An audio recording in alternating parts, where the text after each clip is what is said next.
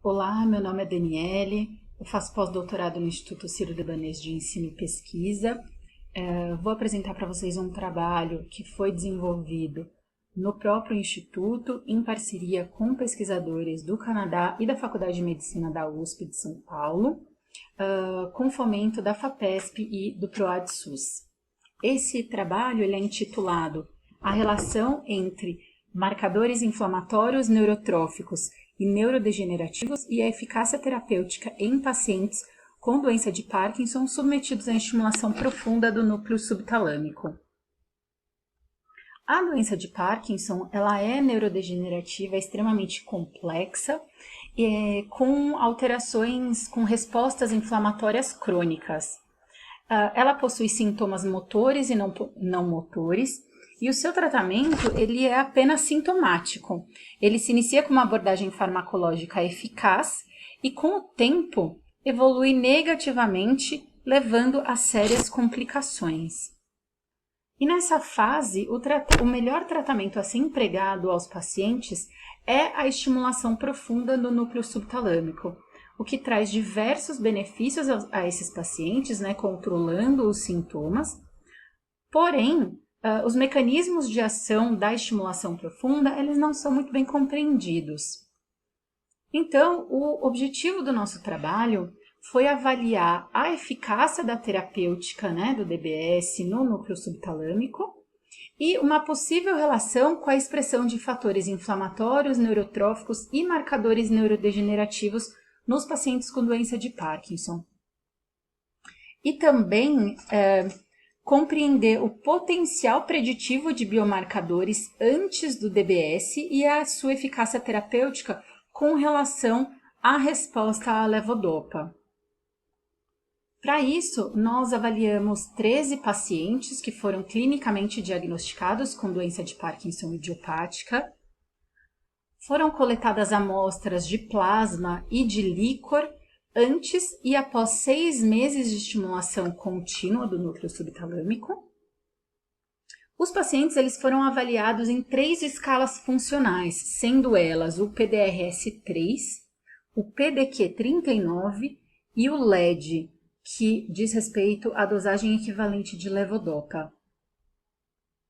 Ainda nas amostras de plasma e de líquor, nós analisamos diversas citocinas, fatores de crescimento e marcadores de neurodegeneração.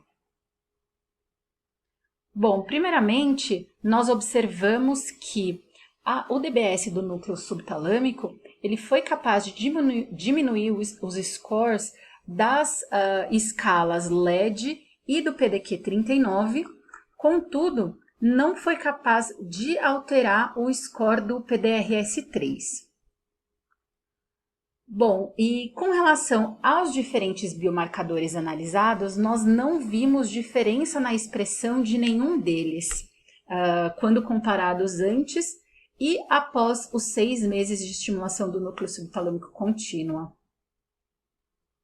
Interessantemente, nós observamos que pacientes que tiveram uma melhor resposta no tratamento do DBS do núcleo subtalâmico com relação à dosagem equivalente de levodopa, eles tinham no período pré-operatório uma menor concentração de MIP-1 no plasma e de alfa-sinucleína no líquor.